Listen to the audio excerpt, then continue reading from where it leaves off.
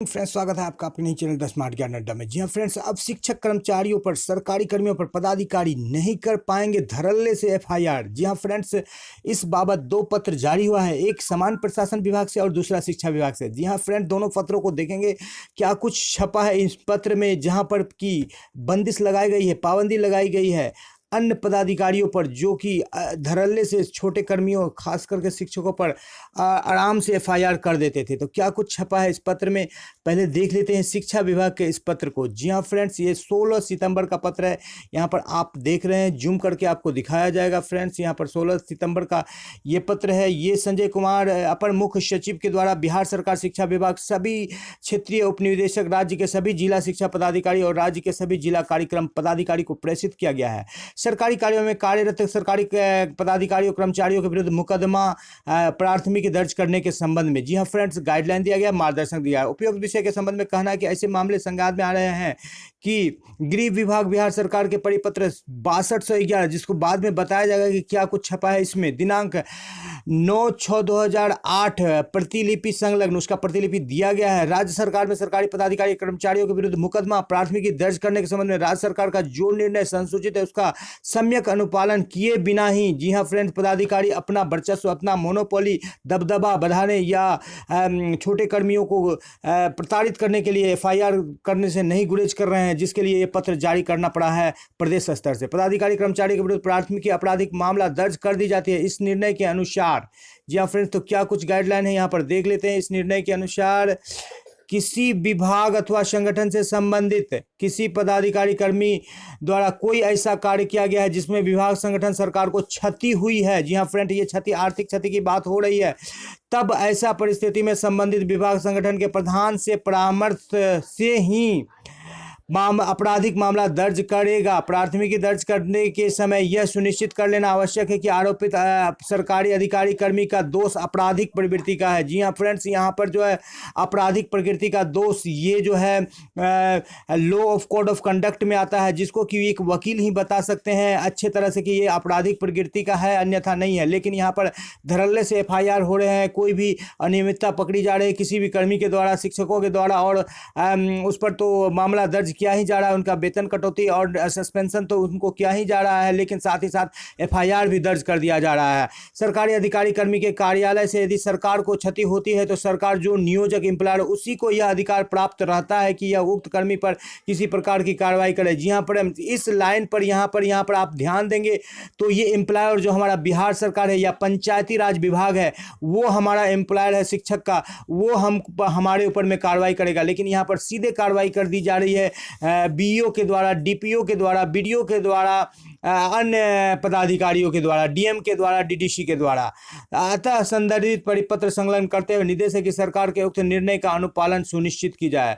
जी हाँ फ्रेंड, तो यहाँ पर जो शिकंजा कसा गया है विभिन्न पदाधिकारियों पर कि वो किसी कर्मी या शिक्षक पर वो बिना किसी प्रदेश स्तर से बिना किसी सलाह लिए या प्रदेश स्तर को बिना कंसेंट में लिए या उनके संबंधित विभाग, जैसे शिक्षक के लिए पंचायती राज विभाग है, आप एफआईआर नहीं कर सकते हैं। जी हाँ फ्रेंड्स, इस बाबत और एक पत्र है, ये तो जो सामान्य प्रशासन से, जिसमें और भी गहराई से बातें कही गई है। जी हाँ फ्रेंड्स, उसको भी आपको बताया जाएगा। उससे पहले वीडियो को लाइक कर दे, चैनल पर नए हैं या अब तक सब्सक्राइब नहीं किया तो सब्सक्राइब कर ले। द स्मार्ट ज्ञान अड्डा आपका अपना चैनल, साथ ही जो आपके उज्जवल भविष्य की कामना करता है। बेल आइकन पर ऑल प्रेस कर दे ताकि आने वाली वीडियोज की नोटिफिकेशन आपको मिलती रहे। जी हाँ साथियों, शिक्षा विभाग पटना के द्वारा ये 16 सितंबर का पत्र जारी किया गया है। अब देख लेते हैं जो सामान्य प्रशासन विभाग है, जिसमें विस्तृत जानकारी दी गई है इस बाबत, उस पत्र को भी हम लोग देख लेते हैं। जी हाँ फ्रेंड्स, यहाँ पर इसी बात को कहा गया है कि जो भी प्राथमिकी सरकारी कार्यालय में कार्यरत पदाधिकारी कर्मचारियों के विरुद्ध मुकदमा दर्ज प्राथमिक दर्ज करने के संबंध में। जी हाँ फ्रेंड्स, यहाँ पर देख लेते हैं। उपरोक्त दिशा निर्देश यह कहना है कि यह पाया गया है कि एप्लीकेशन ऑफ माइंड तथा देखे गए सरकारी पदाधिकारी कर्मचारी के विरुद्ध क्षेत्रीय विभाग का पदाधिकारियों द्वारा प्राथमिकी दर्ज की गई है। अक्सर ऐसा देखा जा रहा है कि कार्यों की प्रगति जो राज्य हित में लोक हित के प्रतिकूल है। अतः उपर्युक्त विषय के संबंध में सम्यक विचारधारा राज्य सरकार द्वारा यह निर्णय लिया जाता है कि किन्हीं परिस्थितियों में यह पाया जाता है कि किसी भी विभाग अथवा संगठन के विभाग संगठन सरकार को क्षति हुई है, तब ऐसी परिस्थिति में संबंधित विभाग संगठन के प्रधान के परामर्श से ही, यहाँ संगठन के जो हेड ऑफ द इंस्टीट्यूशन है उससे परामर्श के बाद ही कोई पदाधिकारी आपराधिक मामला दर्ज करेगा। एफआईआर का मतलब होता है आपराधिक अपराधी क्रिमिनल, जी हाँ फ्रेंड्स, और यहाँ पर कोई ऐसा ऑकरेंस होता भी नहीं है फिर भी एफआईआर दर्ज किए जा रहे हैं कर्मियों पर। प्राथमिकी दर्ज करने के बाद यह जानना आवश्यक होगा कि आरोपित सरकारी अधिकारी कर्मी का दोष प्रशासनिक नियमों की अवहेलना का है अथवा आपराधिक प्रकृति का नहीं है कि नहीं। जी हाँ फ्रेंड्स, इस लाइन को व्याख्या करेंगे तो जानेंगे कि यह आपराधिक प्रवृत्ति की है कि नहीं, प्रशासनिक नियमों की अवहेलना है कि नहीं। तो इस बात को बिल्कुल जो है वकील ही अच्छी तरह से बता सकते हैं। यदि प्रशासनिक क्या धारा लग रहा है, क्या उनका दोष है। यदि प्रशासनिक लापरवाही अथवा गलतियां हुई है तो विभागीय कार्रवाई पर्याप्त हो सकती है। प्रशासनिक लापरवाही में किसी तरह की एफआईआर नहीं करने हैं, लेकिन विगत महीनों में सैकड़ों एफआईआर सिर्फ और सिर्फ प्रशासनिक गलती पर की गई है, कर्मियों पर, खास करके शिक्षकों पर। प्राथमिकी दर्ज करने के का यह आशय निश्चित होना होगा कि दुराशय अपराध भावना मेंस या भी सरकारी कर्मी के व्यवहार आचरण कंडक्ट में निहित था। यह ध्यान में रखना चाहिए कि not all losses are criminal losses, सभी तरह की जो खामियां या गलती है या क्षति है जो वो आपराधिक प्रकृति के। ध्यान रहे कि सभी सरकारी अधिकारी कर्मी राज्य सरकार के अंग है, इसलिए कि यदि किसी निजी कार्यकलाप के से सरकार को क्षति होती है तो सरकार जो कि नियंत्रक एम्प्लॉयर है उसी को यह अधिकार प्राप्त है कि वह कर्मी पर किसी प्रकार की कार्रवाई करे। जो आपका एम्प्लॉयर है वही कार्रवाई करने का हकदार है। आप जो बीच में चैनल में का एक अंग है, चैनल का एक लिंक है, एक कड़ी है, तो आपको एफआईआर करने का अधिकार नहीं है। जी हाँ फ्रेंड्स, तो इस पत्र के द्वारा यहाँ पर सरकार पर बिल्कुल पदाधिकारियों पर शिकंजा कसा गया है। और ये पत्र भी पुराना पत्र है जो प्रधान सचिव के द्वारा दिया गया है। गृह विभाग का सभी प्रधान सचिव, सभी प्रमंडलीय, सभी जिला शिक्षा पदाधिकारी, सभी पुलिस अधीक्षक, सभी पुलिस महानिरीक्षक को, यानी कि ये सभी विभाग में ये पत्र प्रेषित किया गया था कि यदि किसी कर्मी का आपराधिक गलती, उनका आपराधिक प्रवृत्ति का नहीं है तो उस पर बिना किसी